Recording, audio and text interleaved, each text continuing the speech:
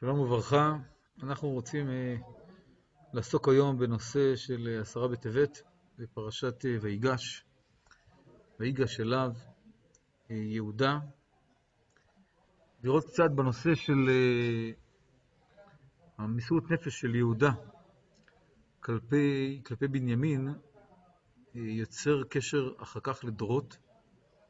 הקשר הזה הוא קשר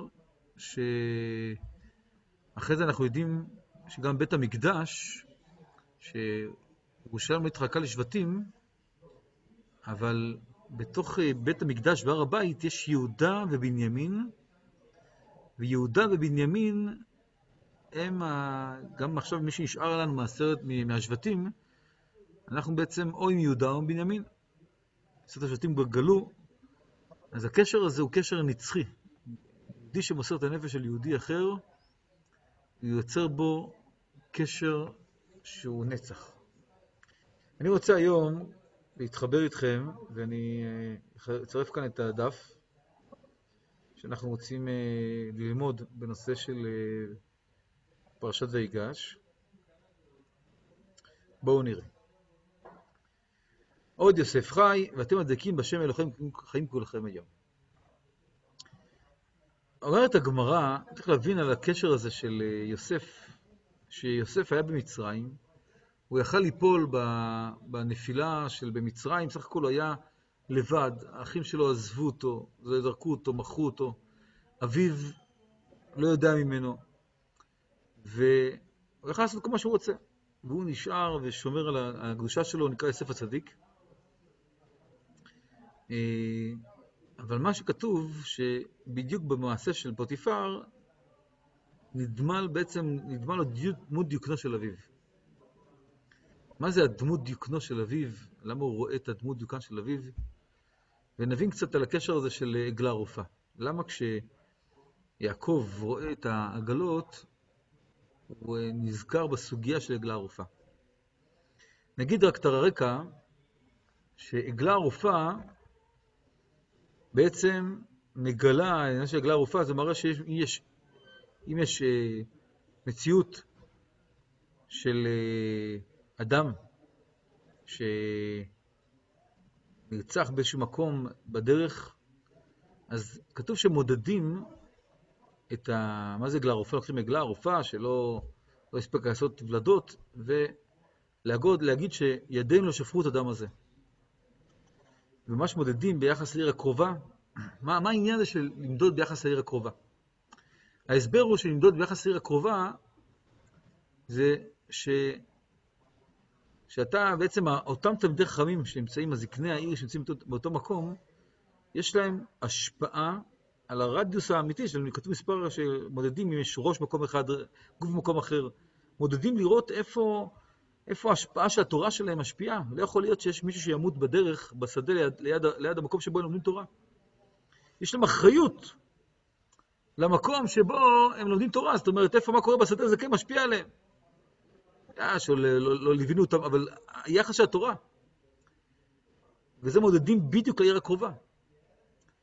בא יוסף ואומר, אבא, הכוח שלך, הוא לא מגיע עד העיר הקרובה. הוא מגיע עד מצרים, ולא רק עד מצרים, אלא בתוך ביתו של פוטיפר, ובתוך חדר חדרים. עד שם ראיתי את דיוקנך, אז בגלל זה אמר, ותחי, בגלל זה הוא מקבל חיות, להראות את הכוח של הצדיק, שמגיע עד מקומות, הוא משפיע על כל הרדיוס. זה בעצם שאלה אמיתית, כמה האדם שלומד תורה, הוא משפיע על מקום שנמצא מחוץ לבית המדרש, בשדה. אנחנו ננסה לראות קצת וניכנס בזה. עוד יוסף חי, ואתם הדבקים בשם אלוהיכם חיים כולכם היום. רבה מסכת מכות, דף י' עמוד א', אמר רבי יצחק, מה יקרא ונס אל אחת מן הערים האל וחי? מדובר כאן אדם שרצח בשוגג, שרק בשוגג, והוא הולך לעיר מקלט, הוא גולה לעיר מקלט. ושם הוא נמשך שם עד מותו של הכהן גדול. אומרת הגמרא, אביד למידי תהווה לחיותא. מה זה וחי? למה כתוב וחי? אז אומרים ששולחים אותו לעיר מקלט, צריך לתת לו איזה משהו שייתן לו חיות בעיר מקלט. מה החיות של האדם? אז זאת אומרת, תן לו חיות בעיר מקלט, שיהיה לו חיים. איזה חיים? מה זה חיים של האדם? אומרת הגמרא, תנא תלמיד שגלה, מגרין רבו עמו. שנאמר וחי. מה אפשר בלי תורה? מה, הוא לא ילמד תורה? זה לא חיים. ברוך השם שיש זום. איך אפשר עכשיו שיש קורונה ואי אפשר ללמוד תורה? זה לא חיים. ברוך השם יקבלו אותנו איזו נחמה, שיש זום, שיש לימוד תורה. שנאמר וחי, אביד למידי תאב לחיותא. תעשה לו איזה משהו שיהיה לו חיים. שגם אם הוא צריך לגלות לעיר מקלט, אל תשאיר אותו סתם לזרוק אותו בעיר מקלט. תן לו אפשרות ללמוד תורה. אז מה כתוב? אפילו את הרב שלו, מגרין עמו שילמד תורה. כי אדם צריך בחיים האלה לא לאבד את החיים. כמה הגמרא הזאת מעניינת על תאב לחיותא. תעשו לזה משהו שיהיה לו חיות. מה החיות? זה רב, תלמיד, תורה. זה בעצם החיות של האדם. אומר הרמב"ם בהלכות הוצאה חשבונת נפש, פרק ז' הלכה א', הוא פוסק ככה להלכה מהגמרא, תלמיד שגלה לערי מקלט, מגלין רבו עמו, שנאמר וחי, עשה לו כדי שיחיה.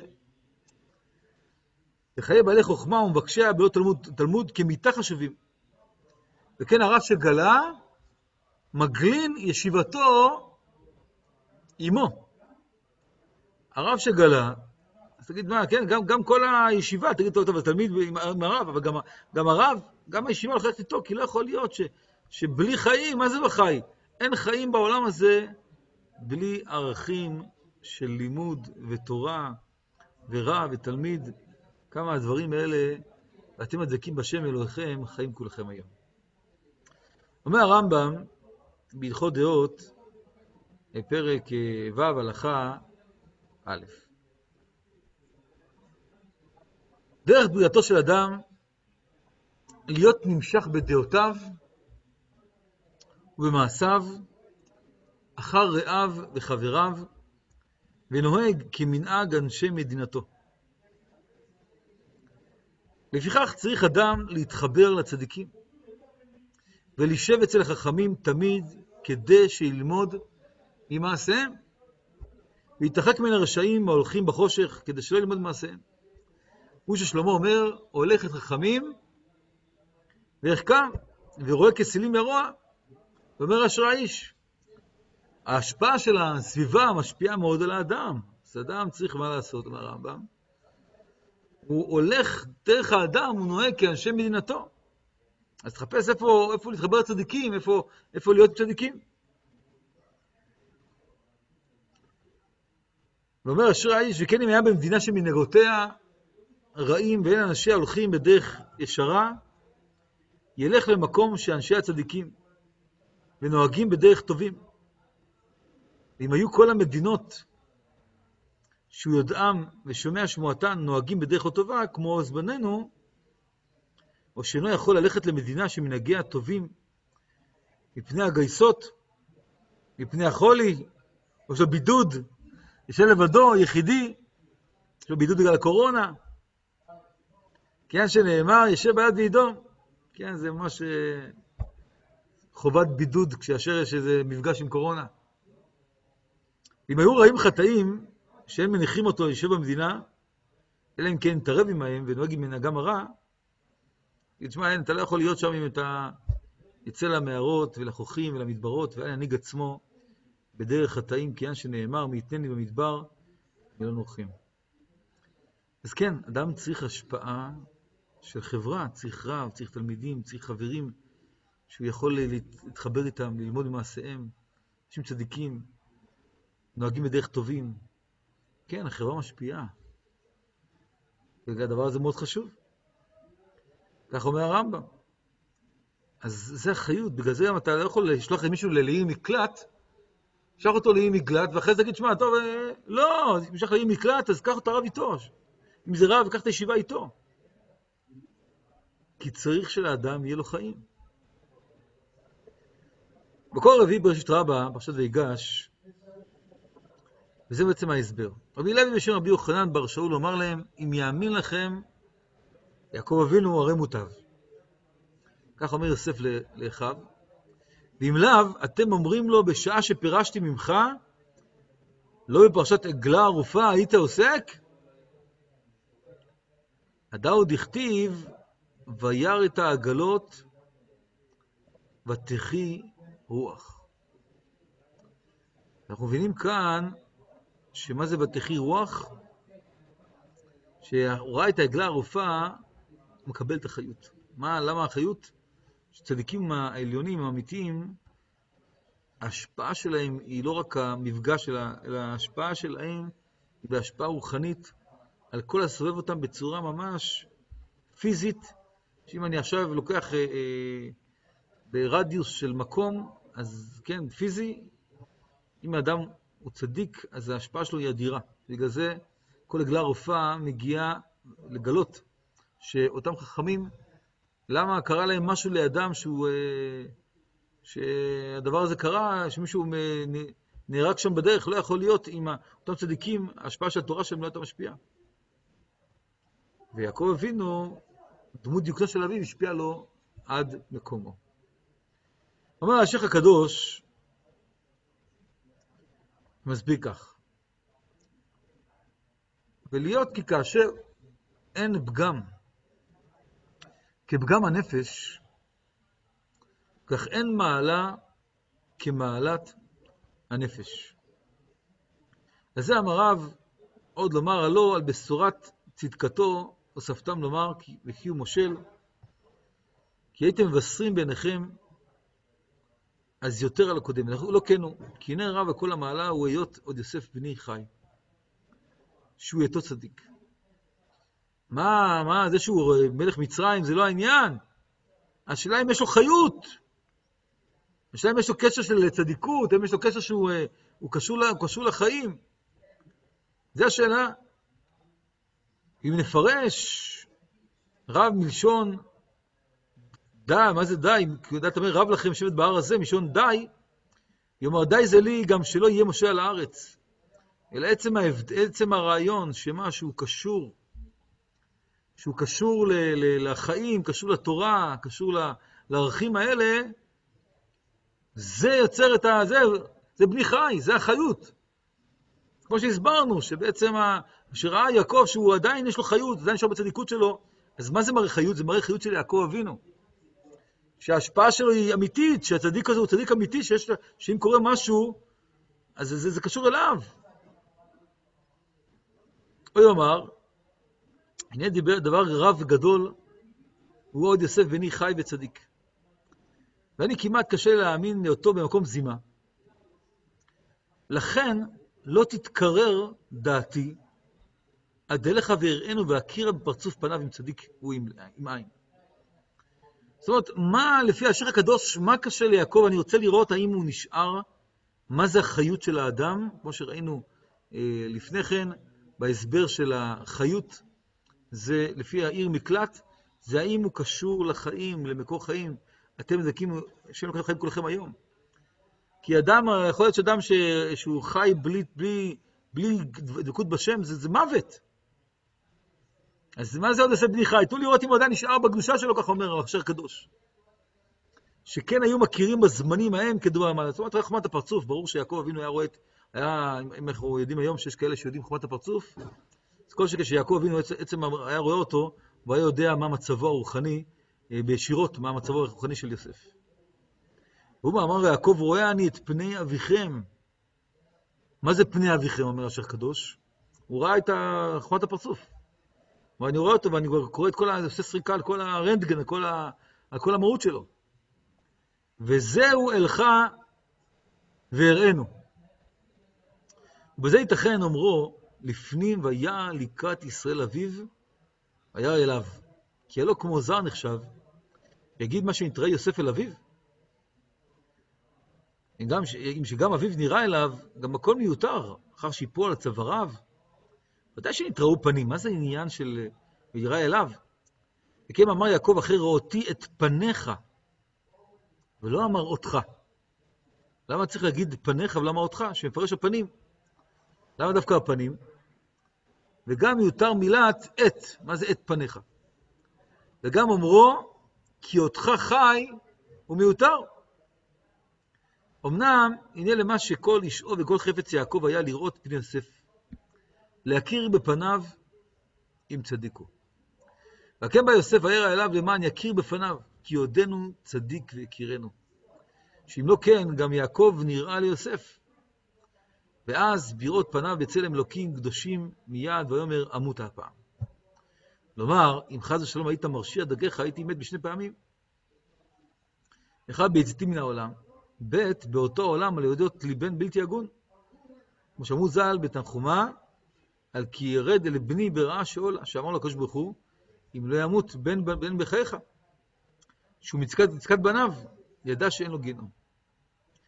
בזה אומר, חטא לא אמות רק פעם אחת, אחרי ראותי את פניך, וצלם אלוקים בך. שהוא ריבוי העת, שאותך חי וצדיק, נקרא חי. אנחנו מבינים כאן, שבאמת החיות של האדם, היא הדבקות בשם. היא היחס אל הדבקות, שכל המפגש הזה, כל השיח הפנימי הזה בין יעקב לעוד אבי חי, האם יש קשר של דבקות בשם? האם הזה שיוסף, שהוא מתאבל על יוסף, הוא מאבד את הקשר לקדוש ברוך הוא? ומה שרוצה יעקב לראות את יוסף, זה לראות איש בו חיות. ויעקב אומר, ויוסף אומר ליעקב, אבא, יש חיות, עגלה ערופה. מה זה העגלות, העגלה הערופה, הקשר הזה של העגלה שמראה שיש קשר לצדיקים שהם נמצאים במי שמת בשדה, יש אחריות לצדיקים האלה למי שנמצא בשדה. ואבא, הכוח שלך הוא כן, האחריות שלך מגיעה עד מצרים ועד בית פוטיפר, ומכוח האחריות והצדיקות שלך ניצל מן החטא. שנמצאתי מאשת פוטיפר, שראה דמות דקנו של אביו. ואז שהוא ראה את העגלות, שמראה שעדיין, שיש קשר בסוגיה ההלכתית של עגלה ערופה, שהצדיק הוא קשור למה שקורה מחוץ לעיר, אז הוא הבין שהקשר, שהכוח של יעקב מגיע עד מצרים. שיוצא חי וצדיק, צדיק נקרא חי. כמה הכוח שצדיק יכול להשפיע, אז כתוב שרבי שמעון בר יוחאי, כתוב שלא ראה קשת בימיו, והיה משפיעים על מה שקורה בדרך, מה קורה היה להם אחריות. אברהם, הקדוש ברוך הוא מראה לאברהם אבינו, מה שהוא הולך לעשות בסדום. כי יש לו את האחריות הצדיקות, מה יקרה בעולם. הקדוש ברוך הוא בעצם מתייעץ איתם לעשות משהו בעולם לפני שנעשה. זה עגלה ערופה. ויכול להיות שאיזו מציאות שבלי שהקדוש ברוך הוא בעצם נותן את האפשרות צדיקים לאשר או לא. אם ככה אנחנו בעצם רוצים להגיע עכשיו לעשרה בטבת. עשרה בטבת, הערב הזה, קשור לקשר הזה של... אני רוצה להגיע עכשיו אליו. כתוב על רבי עקיבא. רבי עקיבא, בכל מעשה שראה את חורבן בית המקדש, וכל החכמים היו בוכים והוא צוחק. כשם שהתקיימה נבואת אוריה, ככה תהיה נבואת זכריה. אז תמיד רבי עקיבא היה צוחק. יש מקום אחד שרבי עקיבא בכה. בסוגיה של אם אדם שכתוב השם יסלח לה, אם היה מציאות שאדם שרצה לאכול דבר אחר, בשר חזיר, ויצא לו בשר טלה. זה לא אכל, אבל הכוונה לא הייתה טובה, והשם יסלח לה. שעל זה רבי עקיבא בכה. לא מובן. עכשיו הגמרא לא מובנת, מה זהו בכה יצא לו, הוא רצה לעשות איזו עבירה, ויצא לו, אולי עשתה עבירה, כתוב השם יסלח לה, למה הוא בכה על זה? עכשיו מובן בגמרא בעצם העניין של הבכי שכל המקומות האלה של שועל יוצא בית קודשי הקודשים, ורבי עקיבא צוחק ובחים בוכים, בכל המקומות האחרים האלה. מה פתאום עכשיו הוא בוכה שאם אדם רצה לאכול בשר חזיר, ויצא לו בשר טלה, על זה הוא בוכה. אלא רבי עקיבא הבין שעכשיו בעצם, אם דנים אדם על פי המחשבה, אז יש 10 הרוגי מלכות. איפה רואים את זה בפרשה שלנו? יוסף אומר לאחים, אתם חשתם לרעה, אתם שכתם אותי הנה. אחרי זה כתוב, אתם חשתם לרעה, והקדוש ברוך הוא חשב לטובה. חשבתם לרעה, הקדוש ברוך הוא חשב לטובה. בסוף אומר, לא אתם שכתם אותי הנה, כי כאלוקים. זה מהלך של אמונה, של להבין שבעצם, בהתחלה האדם עושה מחשבות רעות. אתם חשבתם לרעה, והקדוש ברוך הוא חשב לטובה. אחרי זה הוא אומר, מצד האמת, אתם רק בובות במשחק פה. לא, אתם שכתם אותי הנה, כי הם אלוקים. ככה, אז מה הבעיה כאן? אומר רבי עקיבא, לא, אבל אם אדם חושב לעשות עבירה, וגם יצא לו עכשיו זה, הוא רוצה לאכול בשר חזיר, יוצא לו בשר טלה, אז הוא בוכה מזה, הוא הבין שהוא בעצם הוא יהיה ראש הרוגי מלכות. ורבי עקיבא הוא נהרג, בעצם שסרקו את בשרו במסקות של ברזל, ואמר שמע ישראל שם אחד, ראש הרוגי מלכות. ההסבר הזה נבע כשהוא ראה את ההבנה של המחשבה שמשפיעה על המעשה. למה זה חשוב? כתוב על 10 בטבת, בעצם היום הזה. אומר אבודרעם, שאם היה יוצא 10 בטבת ביום שבת, בפועל זה לא יוצא, היינו צמים גם בשבת. למה? כי כתוב על זה בעצם היום הזה, שזה בעצם היום הזה. החתם סופר מביא, מה ההסבר הזה שבפועל אין לנו את זה, כי בלוח שנה אנחנו יום שבת ושני בחיים לא יוצא 10 בטבת, אבל אם היה יוצא, אמר אבודרעם, היינו גם צמים בשבת. אז הוא הסביר החתם סופר, מה ההסבר כאן? אומר החתם סופר דבר נפלא ביותר. הוא אומר, דע לך, שב10 בטבת זה רק היה מצור על העיר. מה מצור על העיר? זה תנועה של כוחות. שעברו מקום למקום. בסדר, אז מה עדיין לא קרה? עדיין אכלו, שתו, בסדר, עדיין זה לא היה משהו שהשפיע. זה רק אחרי 2.5 זה, 2, שנה וחצי, 2 זה בעצם זה היה חורבן, אז מה קרה? מה הופקעה העיר אחרי זה? זה לקח עוד זמן. אומר לו, ב10 בטבת כתוב שאדם מותר לצום בשבת, רק על עוד דבר, שכתוב על תענית חלום. מה זה תענית חלום? שאם אדם היה לו איזה חלום ונפשו עגומה עליו, אז מותר לו להתענות בשבת, למרות ששבת, הוא גם שם תעניתו, כי הוא נמצא בשבת. מה הרעיון כאן? המחשבה הזאת, שאדם בחלום, הוא בעצם חושש. מה הוא חושש? הוא חושש שלא יהיה לו איזה, מהחלום הזה, שנפשו עגומה עליו, שלא יהיה לו איזה סכנה, אז מותר לו לצום. מה אנחנו מבינים מזה? שדבר של העתיד, מותר לצום בשבת. אומר החתם סופר, אותו דבר גם כאן. ב10 בטבת נידונים, מה אם ייבנה בית המקדש, או ייחרב בית המקדש באותה שנה. וכל שנה ושנה, ב10 בטבת יש בית דין למעלה, האם ייבנה בית המקדש, על העתיד. ובגלל זה 10 בטבת זה כזה, זה עצם היום הזה, זה כזה חשוב, שנידונים מתי ייבנה בית המקדש, המחשבה, אם ייבנה בית המקדש, זה ב10 בטבת. אז דנים בזה, אז המחשבה היא חלה.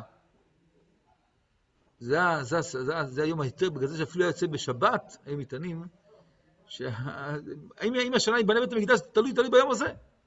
כמה אנחנו רוצים בית המקדש, כמה חשוב לנו בית המקדש. זה היום הזה. 10 בטבת. אחרי התוצאה זה תשעה באב. זה ההחלטה. החלטה עד שיורד. השלם לארץ הוא כך זמן. זה השאלה כאן. וזה אנחנו צריכים כמה שיותר לעסוק בהבנה. כמה חשוב לנו בית המקדש, כמה הוא בונה לנו את החיים. כל בהמה שאדם יקריב בית המקדש, אדם יתשמע איזה בית מקדש, תראה איזה מציאות יש, איזה בהמיות יש בעולם. כל בהמה שאם יקריב בית המקדש, היה העולם יותר נקי. מהבהמיות שלו. עוד בהמה והעולם יותר נקי עד שלא נצטרך לבנות, לא צריך יותר להקריב בהמות, כי כבר העולם יהיה מנוקה מהבהמיות.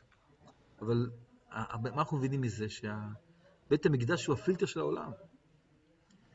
הוא הפילטר, הוא אומרת הגמרא, החושן כנגד העבירות, כנגד הוא עלי הלב, והקטון כנגד העריות. כל בגדי כהונה זה היה תיקון למשהו מסוים, הציץ כנגד כל הגגות, כל דבר שהוא היה מתקן משהו. אז בית המקדש הוא הפילטר של העולם. בואו נראה, כתוב בשיר השירים, כמגדל דוד צווארך, זה בית המקדש, למה מדמה הוא בצוואר? שכל הימים שהיה בית המקדש בנוי וקיים, היה צווארן של ישראל פשוט בין אומות העולם. כיוון שחרב בית המקדש, כביכול נכפף צווארן של ישראל. נהיינו גיבנת, שמה ושברתי את גאון עוזכם. זה בית המקדש. מה צוואר זה נתון בגובו של אדם, כך בית המקדש נתון בגובו של עולם. הגמרא מביאה שבין כתפיו שכן, בעצם המקום המקדש זה היה בעצם בין כתפיו, זה לא על הראש, זה היה בין כתפיו, לא מקום גבוה, אלא בין הכתפיו, זה בדיוק המקום של הצוואר.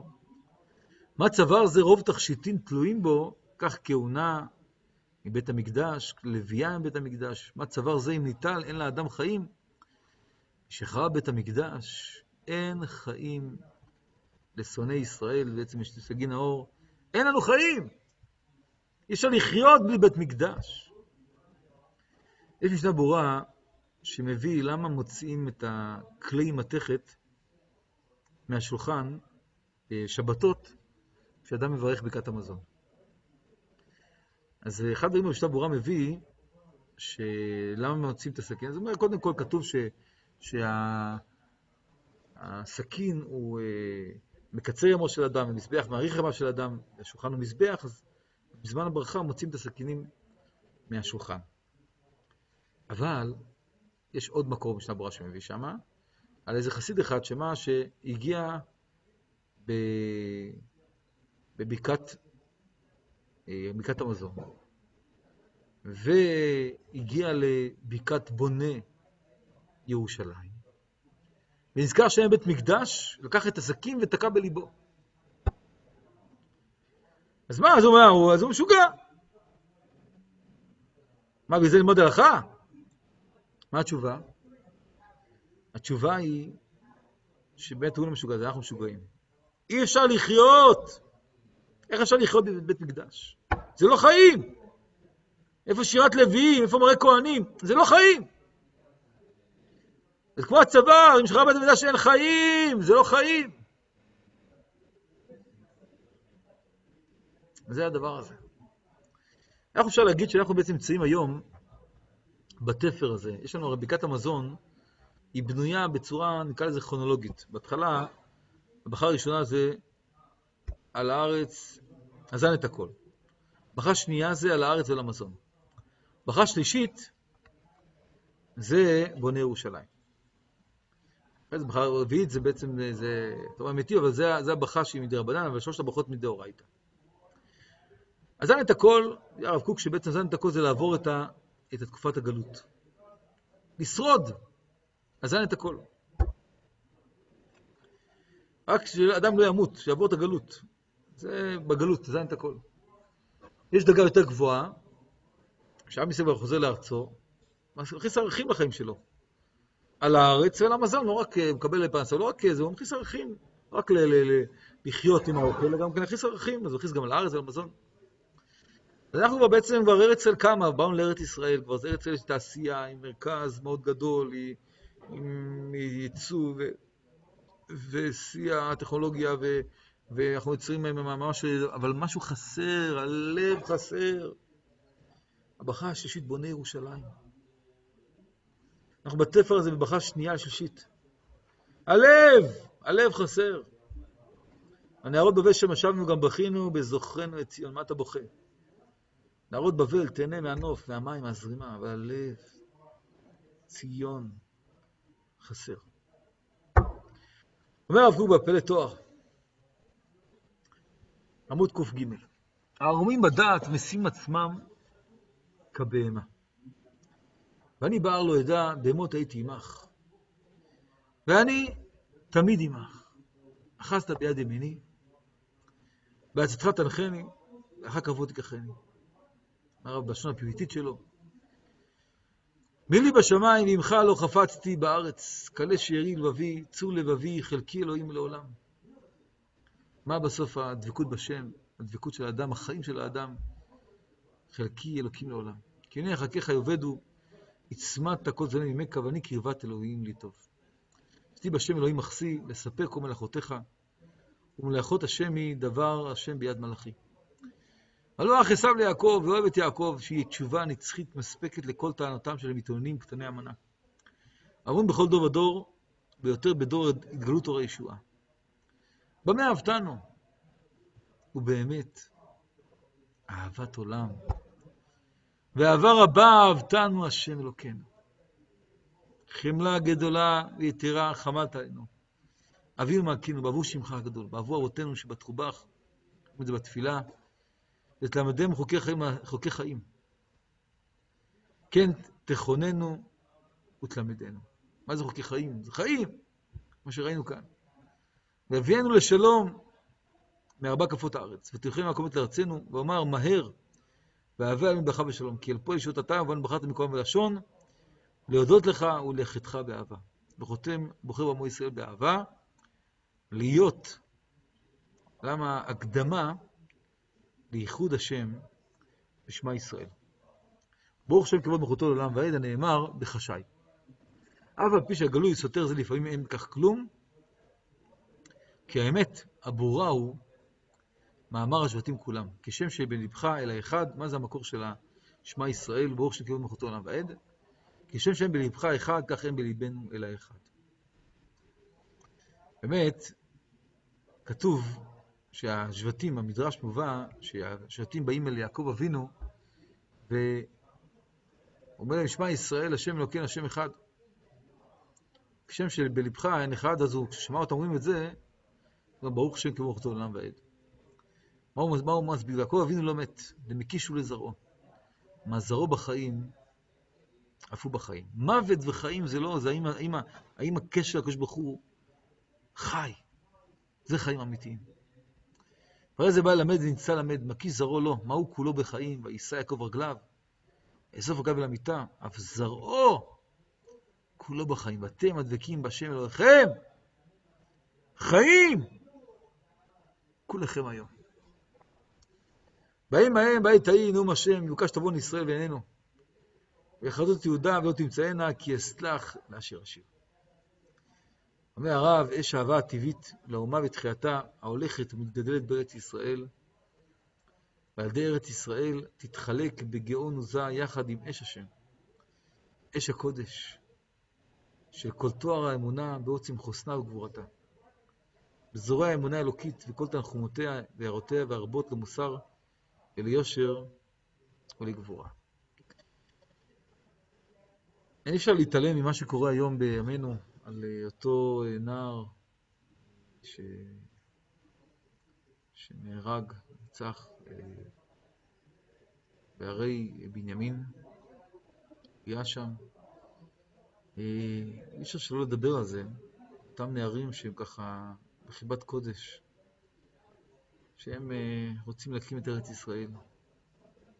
ילדים שהם ינוקא קדיש כאלה, שבאים גוזם בו אמנם, אבל כל החיים שלהם זה חיים של דבקות בארץ ישראל, דבקות בשם. כן, נערים שרוצים להתנער מכל מיני שטויות שמעסיקים את הנוער בכל המקומות. והם לוקחים את ההתנערות שלהם לכיוון של ארץ ישראל, של לאחוז באדמה, להקים גבעות. וגם שמענו כמה הוא היה גם כן קשור לחיים בתורה. אומר הרב, כמה צריך להתפלל על משיח בן יוסף, שלא ימות. עוד ראוי לפרסם שהגאון הגר"א ניסח תפילה בבקשה להתפלל על משיח בן יוסף, שלא ימות מנצרות האויבים. יש לנו הרי בפרשה, בהפטרה, מאבק בין עץ יוסף, עץ יהודה ועץ אפרים.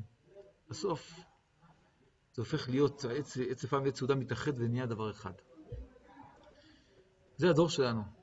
יש כאלה שעוסקים בבנייה של החומר, יש כאלה שעוסקים ברוח, אבל בסוף צריך ליצור את החיבור הזה. קח לך את עץ אפרים ואת עץ יהודה, יהיו אחדים בידיך. לא לאבד את הקומות.